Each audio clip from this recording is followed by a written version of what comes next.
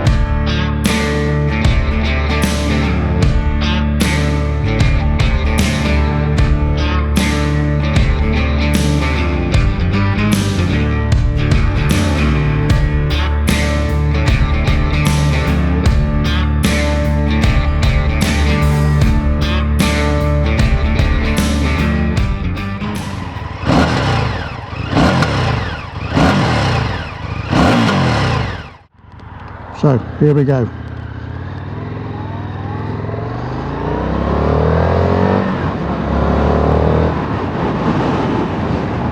Now, before I go into how the bike feels and rides, I'm just going to run through some specifications. So I'll put them up on the screen as well, and you can see what the specifications are, and then we'll go for a proper ride and see how it feels. So we've got 1203cc V-twin, develops 120 horsepower and 87 pounds-foot of torque, so it's not a huge amount, but that hopefully will be enough torque. We'll find out in a minute. We've got a 6-speed gearbox with slipper clutch. We're carrying a 13-litre fuel tank, which is not bad for this style of bike.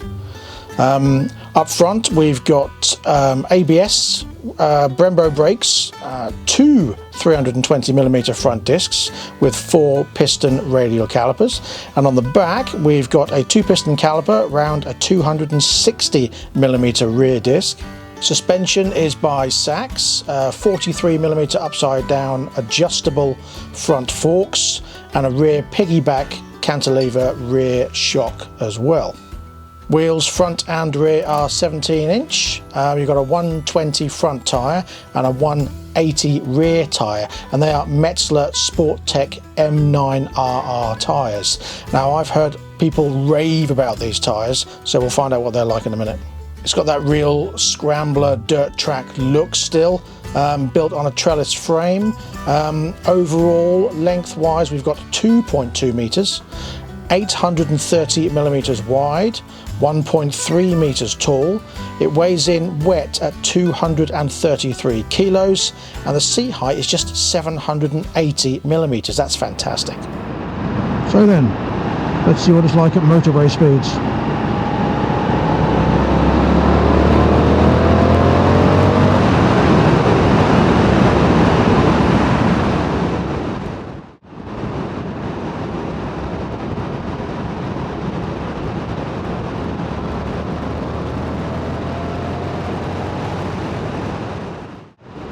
So it's very simple to keep at 70 miles an hour. It just sits there at 69, 70 without a hassle. You get a little bit of jerk if you are doing sort of low speeds round a roundabout, even in standard mode.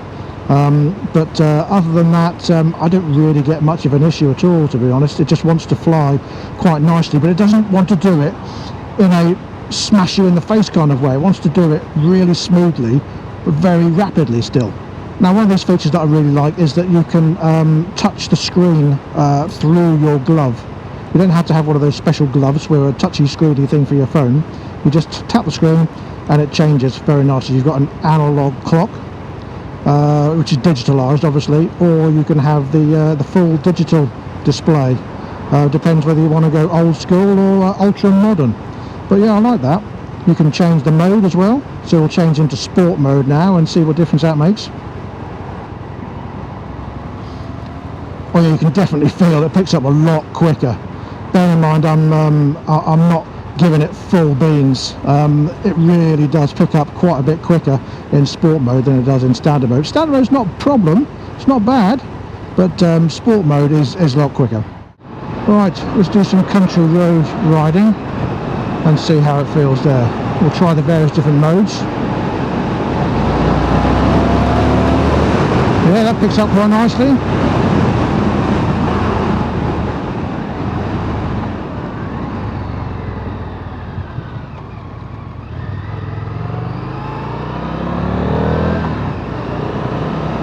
So at the moment I'm in standard mode, 40 miles an hour in third gear. It's a tiny bit jerky, not horrendous, but a tiny bit jerky. You can feel it like lunge a tiny bit, but it's rapid. When it wants to pick up, it's certainly rapid enough, and that's in standard mode. Now you don't have to use the touchscreen, you can use this toggle on here. So if I push and hold that, that will take me into the different modes, and then I can choose which mode I want. He says, oh, do I want to connect my device? No, I don't. Goodbye. Get off. Get off. Right, so we'll go into sport mode. Sport, push and hold that, yes, and then push and hold to get rid of it.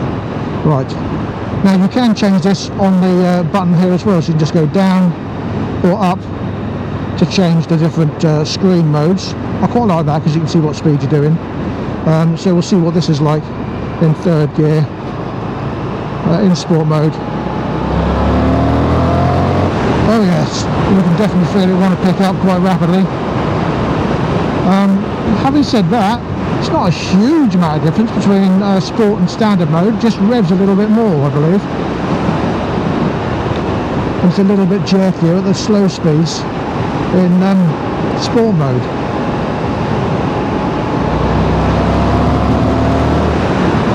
Right, let's stick that in rain mode and see where we go there. So let's try this again. So push and hold. How do you get it to highlight? I'm obviously doing something wrong here. Double push, push left twice, push left 3 times, double push down, up. What? Oh, bollocks to that. Rain mode, there we go. It must be a speed thing. Right, so there we go, push and hold that to get rid of that. To be honest, I wouldn't be changing the modes all the time anyway. Right, you can certainly feel it's not as quick and not as jerky, shall we say. Right, let's turn around and go back.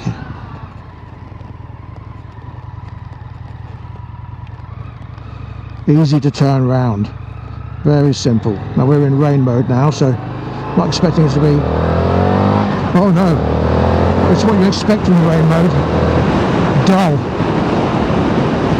Oh yeah, it's a bit lackluster. However, you don't feel the jerk as much when you're sitting at slow speeds. So if you're just pootling around the country lanes and you're not bothered about going fast, rain mode is absolutely adequate. The best I'll say about that. It still picks up okay after a certain revs, but it's just a bit meh on initial acceleration. so we should ditch that. Now, I'm going to go below 30. No, we do not want to connect a USB device. Right, let's go into sport mode, so standard mode, sorry. That's connected. Push and hold. Change the screen. Oh yes, love that. And these tyres, bearing in mind this is loosest gravel as well, these tyres are brilliant. Metzler MT9 RR tyres, brilliant. So much fun. Now bearing in mind my Triumph Speed Triple is 233 kilos, my 2004 955i, so that's the same weight as this. This is a 1200cc V-twin. Yeah, that's ugly. Right. Oh yes, nice. See, everything is electronic. Oh, wrong one, that's why. Okay, yeah, well, because these are quite small, we've got to get used to where they are. That's my only problem. Human error. Getting to know where all the buttons are, because they're quite tiny. Knowing where the indicators are. Oh, this is awesome. However, the exhaust is unbelievably dull, and I would definitely want to change it to that Bassini dual exhaust.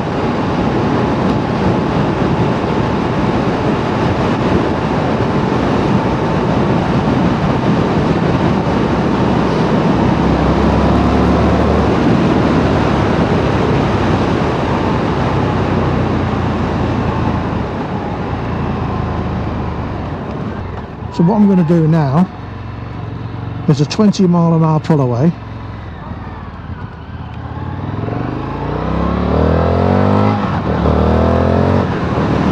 See what I mean? In sport mode it's a little bit jerky on the gear change there. Am I in sport mode? I think I might even be in standard mode. I am in standard mode. So in standard mode it's still a bit jerky on the acceleration with the gear change. That's bugging me a little bit. And that's in standard mode.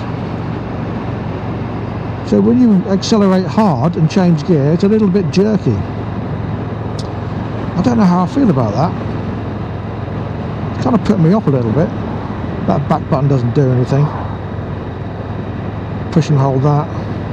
It's just a matter of getting used to what the buttons do, and because I'm obviously testing it, I'm up and down through the different modes. But I wouldn't be doing that when I'm riding it. I'd probably just leave it in standard and be done with it.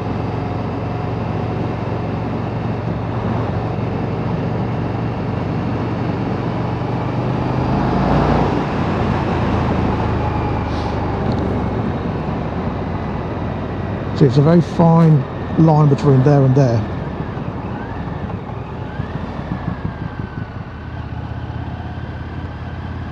You got quite a nice little pop on the overrun of the exhaust, but it's still too quiet. Definitely needs changing. Quite easy to hold at 30. It's not really jerky here. I can feel a bit of heat coming off this exhaust on my right foot, and a little bit of heat coming up through the seat, but it's not horrendous. I might get that from the MV as well, to be fair.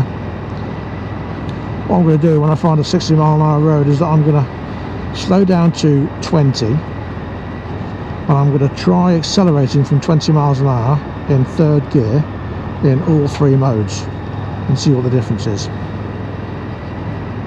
So it's quite serene. I've been riding for a while now and I've got no problems with any vibrations, no vibe from the handlebars, no vibe from the foot pegs. Oh, come up to a 60, which is nice. So as I don't really like this toggle, it's a bit fiddly, I'm just going to push the screen. That one there. So put into rain mode first. Get rid of that. Put it in here. Down to 20 miles an hour in second gear will do. In rain mode. Okay, ready?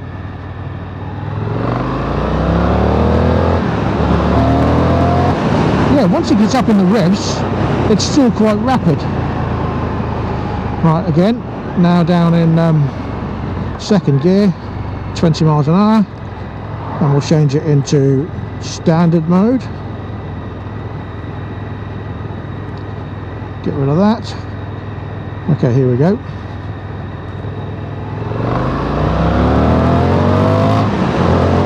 Yeah, it feels a lot nicer all the way through. Now we'll do the same again in sport mode. Go down to second gear.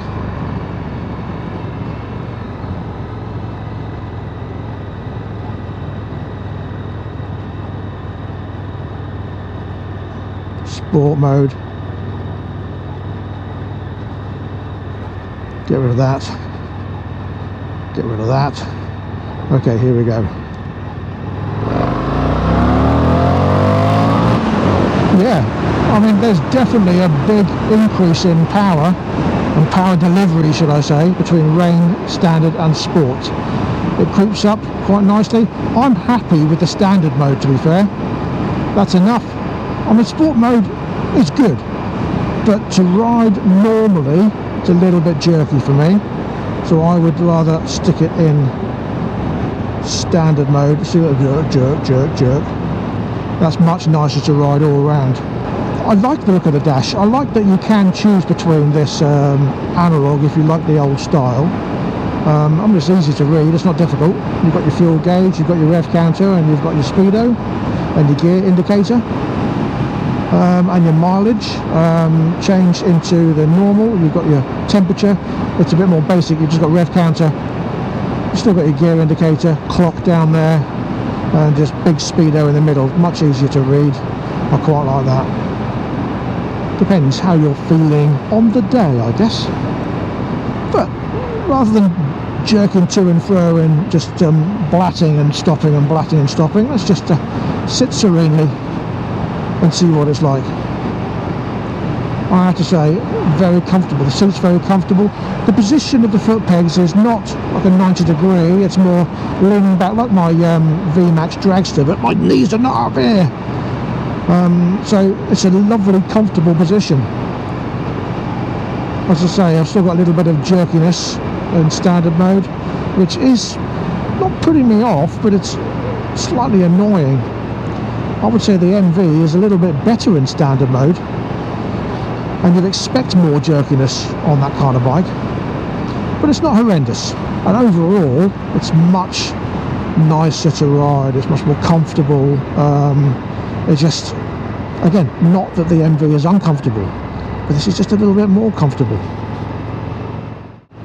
Okay, so what is making this a more attractive proposition over the MV Agusta? Partly the looks. I love the look of them both, but I think I prefer the look of this Indian. The colour, grey and orange. I mean, I know it's only a colour, but I do like the grey and orange. It works really well for me. The fact that you can ride relaxed on this and still be nice and comfortable on the seat. Again, don't get me wrong, the MV is still comfortable in terms of what the bike is, but this is just a little bit more comfortable. That V-twin, I do like that V-twin. Again, I love the 3-cylinder, but this V-twin is just a nice thumping sound, and if it had an aftermarket exhaust, it would be better. I mean, standard exhaust on this versus standard exhaust on the MV, this is nicer. Aftermarket exhaust, at the moment the MV is nicer because it's got that HP coarse exhaust, but if this had a nicer exhaust, I think this would be nicer. I love how you can just sit here serenely, whereas on the MV you just want to go, right, let's give it some, the empty roads, whereas this, you don't mind cruising. I really do like this. It's so pleasurable. Back to my favourite word, pleasurable. Is it worth spending the extra to get this over the MV as a trade-in? Bear in mind this is a 2023 bike, and they're $12,995 new. That's a really good price actually. The MV, I think, is worth at the moment around 10 to 12 grand. But we'll see what they offer me as a trade-in. I mean, that's obviously retail money, 10 to 12. I've got a feeling they're going to come in at something like 7 as a trade-in. We'll see what they say. So, okay, so before I talk about my decision and what I think I'm going to do, let me give you a summary of what I think about the bike. Looks-wise, love it. Love the looks, especially in that grey and orange. The way it rides, lovely. The seat is comfortable, the foot pegs are comfortable with the rubber in there. I don't get any feedback from that. The handlebars are a good width, they're a good distance away from me. It's a very comfortable ride. Power wise, there's positives and negatives here. In rain mode, it would be a bit dull. Now that doesn't really matter to me with regards to the modes, because the one I'm looking at, the grey and orange one, is not the Sport. Now the bike I was on was the Sport version, so you've got the LCD dash and you've got the 3 rider modes. The one I'm looking at is the base model, which is 12995. However, that doesn't have the digital dash, and it doesn't come with the 3 rider modes. So, as you know, I was sort of umming and ahhing about the rider modes and how fiddly I think it was. Well, it doesn't really matter, because I've got an analog dash, which is just a standard analog dash, which I quite like, and I haven't got to worry about fiddling around with the rider modes. So it's basically going to be in standard mode, which I was happy with anyway. So that doesn't really matter. That sort of eliminates my qualms about that anyway. The ride, I've got no problem with whatsoever. A little bit of jerkiness at low speeds, but I think that's just a case of figuring out which is the best gear for the speed you're doing. So I mean, I get that from the MV Agusta anyway, so it's not really much of a difference as far as that's concerned.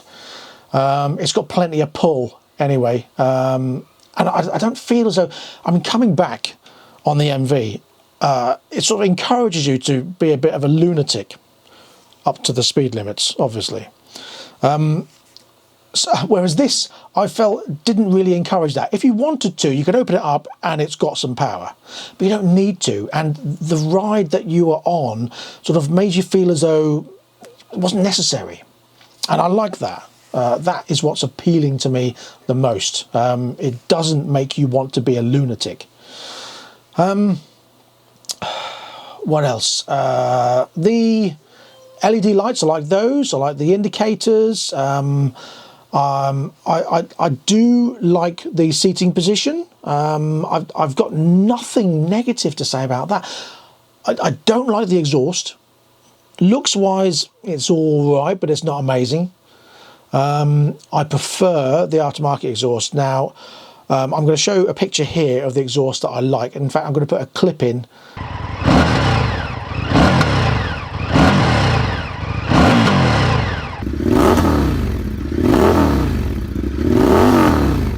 And that was the stock exhaust versus the Bassini exhaust.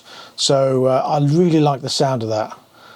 That just gives it that real angry dirt track rasp that I think the bike needs. Unfortunately, it's been hit by the Euro 5 bug, and it sounds a bit dull and tame in standard mode.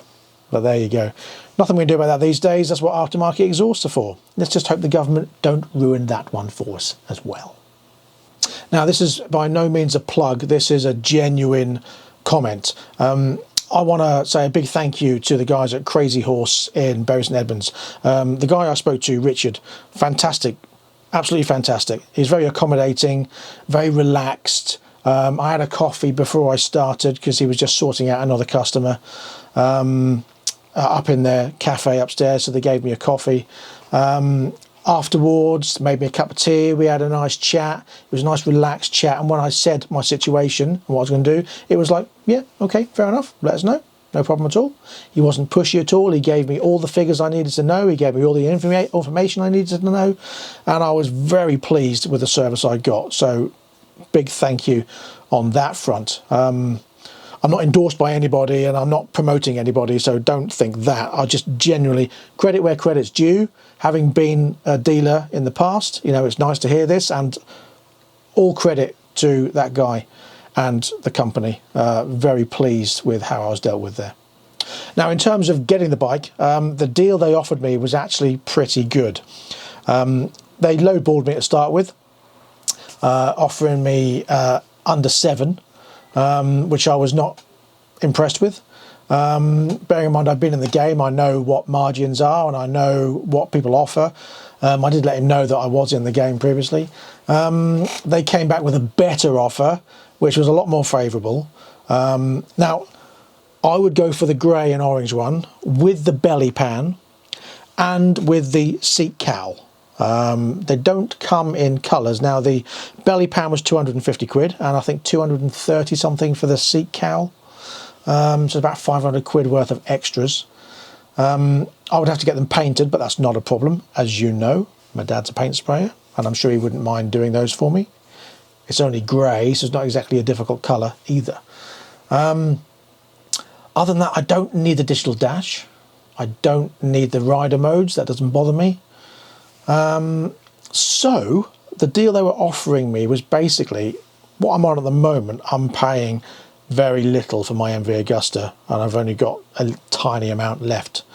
Taking into account paying off that finance, taking into account the price they were going to give me on the bike, and taking into account the extras, my monthly would go up by an extra year, but only £25 a month more. And that was pretty impressive. To put it this way, it's under 150 quid a month. And I was pretty pleased with that. So I may be going for it. The only thing that's holding me back, which I was completely honest with, is I'm between what I'm doing at the moment. So what I don't want to do is say, yeah, I'm with this kind of income, and that changes, because I'm a very honest person. So I'm going to hold off for a few weeks and see where I go with it on that point of view, and then I'm going to make a decision. If that wasn't an option, yes, I'd have done the deal today. The MV would have gone and I would have had myself an Indian FTR. So watch this space, because it's going to happen. I loved the bike.